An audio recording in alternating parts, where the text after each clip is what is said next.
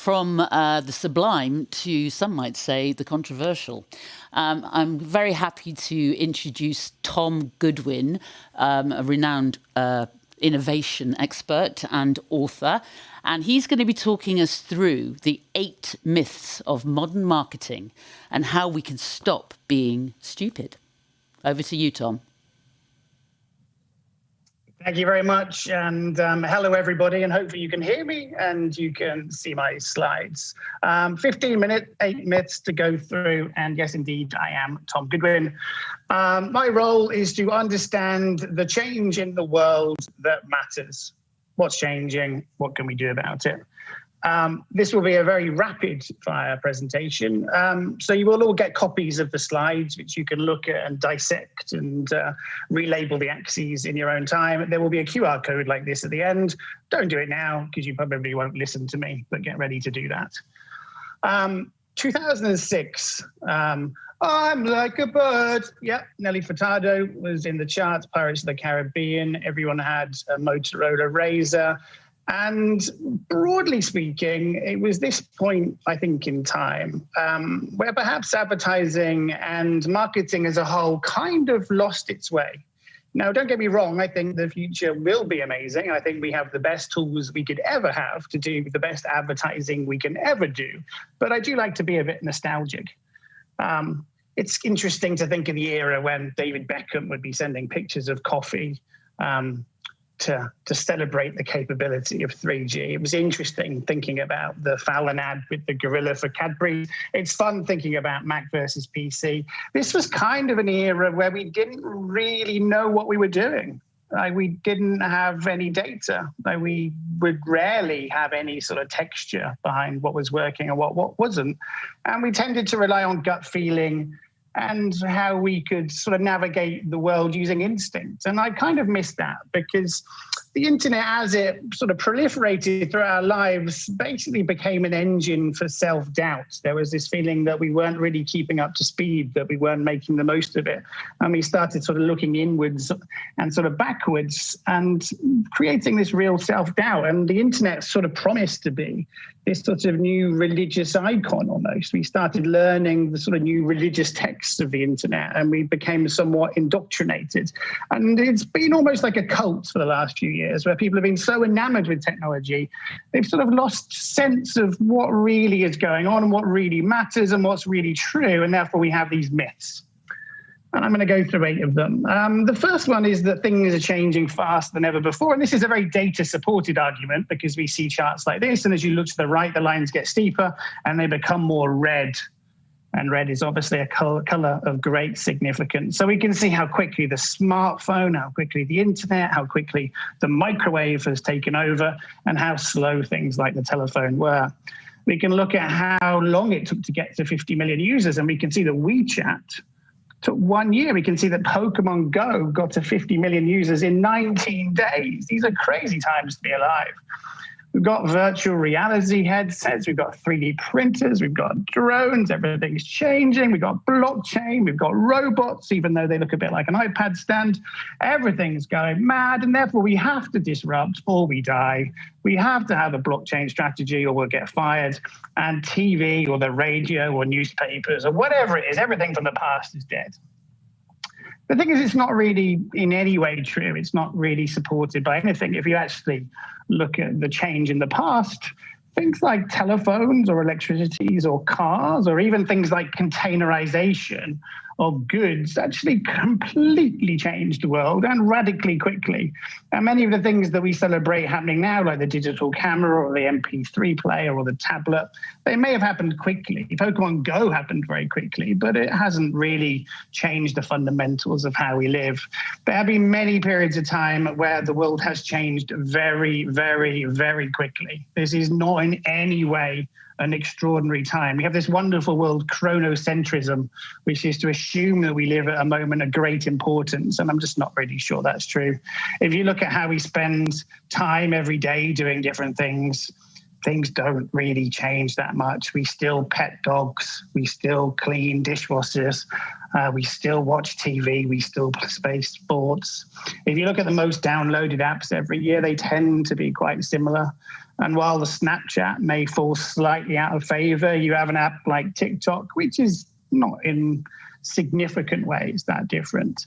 So I think for myth number one, I think let's just relax a little bit. Let's stop assuming that we need a blockchain strategy, that drones will eat our company alive. And let's focus on what really, really matters, which is often people, and is often their desires, and is often ideas to connect with them. Myth number two, things are more complex than ever before. We know things are complex because we have the lunarscape, which exists to show how complicated every single thing is. We can look up media fragmentation and we can see that media is fragmenting in all sorts of different directions. We have niche media, we have crazy new technologies, everything's a complete mess out there. Even if you look at something like TV, you know, it's separated into all these different things. There's set-top boxes, there's over the air, there's linear, there's time shifted. It's just a nightmare in all directions. But you can kind of make anything look complicated if you want. I mean, this is the lunarscape of kitchen brands. And you'd look at this and presume that you must have to have a full-time employee just to tell you what sort of cutlery to buy. Buying a microwave must be a sort of existential crisis. And actually, there's a lot of money to be made in things seeming complex. And actually, if you take a step back, genuinely, things are much simpler than ever before. The internet has come into our life and is now the plumbing for almost everything that we look at. And now, rather than very, very many different formats of things like newspapers and magazines and outdoor and 6 sheets and 38 sheets and PR, we tend to just have a world where we have black mirrors in front of us and they're connected to the internet. So let's relax a little bit and focus on what matters, but also what is not changing. We have this idea that we're living in volatile, uncertain, complex, and ambiguous times, and more so than ever before.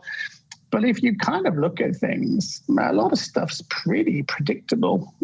This is the change in daily media consumption, and you can just see there's a lot more internet in our life. But broadly speaking, there's not radically crazy things happening out there.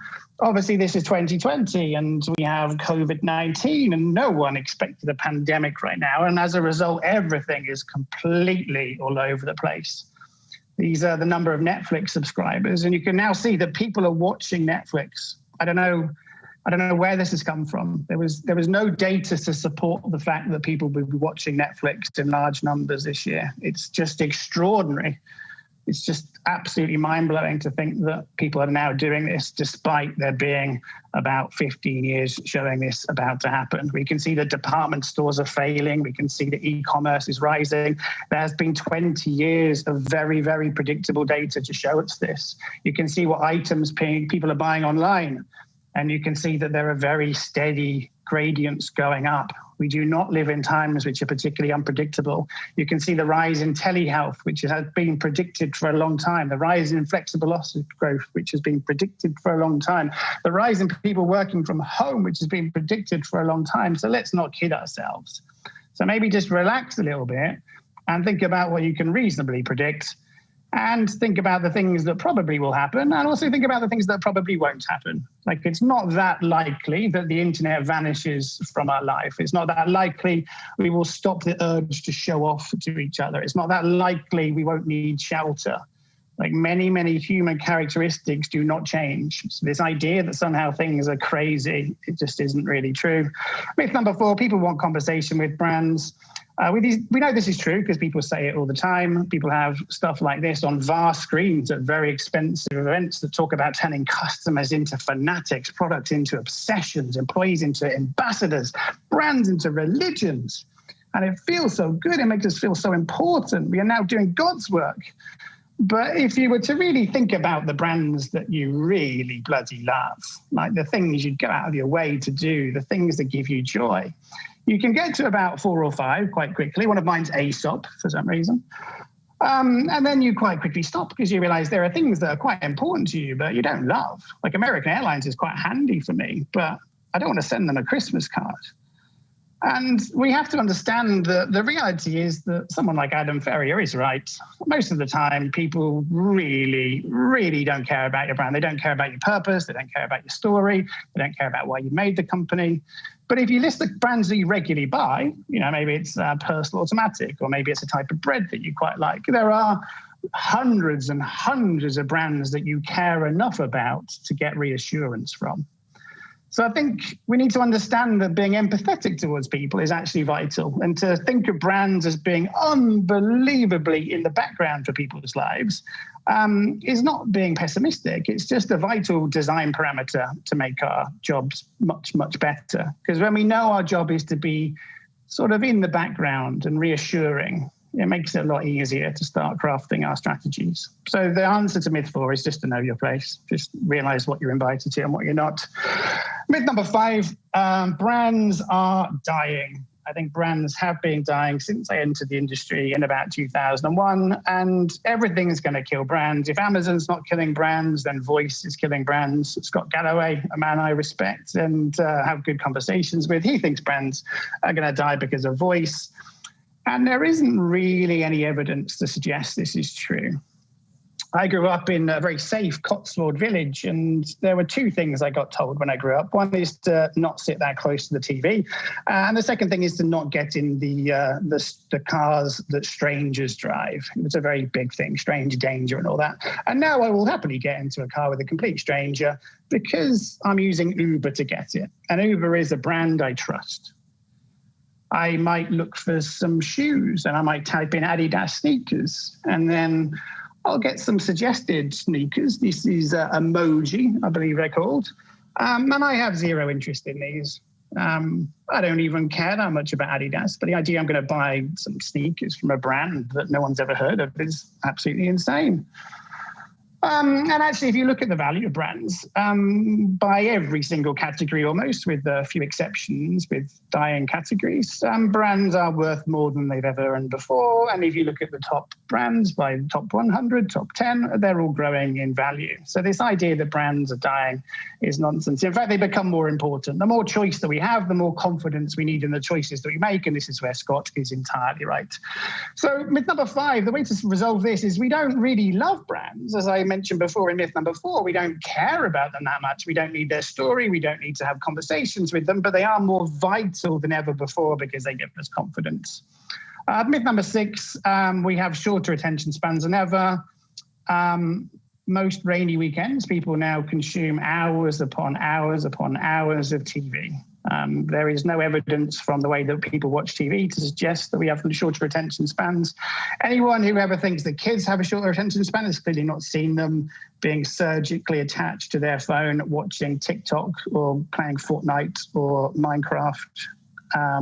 You can look at the average feature-length film. Granted, this only goes up to 2013, but there's just zero evidence whatsoever that we have shorter attention spans. What really matters isn't how long things last, it's the context in which you're consuming them, and it's how good it is. It's really, really that simple. Myth number 7, people are hard to reach. These are uncontacted tribes in the Amazon. These are people who will shoot you with a poisonous dart because they don't trust you, and these people are not big TikTok viewers. These people are quite easy to reach. These people are quite easy to reach. These people are quite easy to reach. In fact, there's never been an easier time to reach people. It's unbelievably easy to reach people. They are hard to engage. They are incredibly hard to engage, but reach is really not the problem. The last one, we have this obsession with everything that's new and that can be done, and everything that's measured is therefore somehow given a greater position in the world than things that we can feel. If you were to write down a list of how many things that you own and the brands that make them, there would be many things. There'd be shoes, there'd be toasters, there'd be washing machines, fridges, cars, jeans, socks. It would be amazing how many things you own from a brand. But if you ask yourself how many ads have you ever clicked on, I mean, deliberately, maybe 4. So does that mean that every ad that I didn't click on was completely unhelpful? Does that mean they're all wasted? We have to accept that many of the metrics that we use are not just not particularly helpful. It's that they are totally and utterly and emphatically useless. They bear no correlation for anything. Most of the KPIs that we use to measure how we're doing and that we optimize against, I don't think we've really come to terms with how useless they are. It's this part of this data-driven approach. We've fallen in love with words like personalization. We think that people want personalization. They don't. They just don't like irrelevance. If we could avoid the temptation to personalize and instead make sure that we're not irrelevant, we would do much better. We have modern philosophy like wastage is bad, where in fact wastage is awareness, wastage is jealousy, wastage is cultural capital, wastage is confidence. Wastage is basically your entire future. Your ability to build a brand depends on wastage. You can't build brands with performance ads. You can, it's just that we haven't tried yet.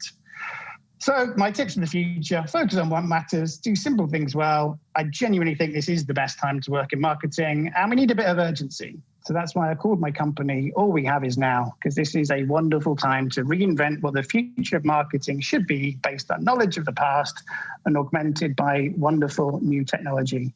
If you want these slides, this is the QR code. Thank you very much, everyone.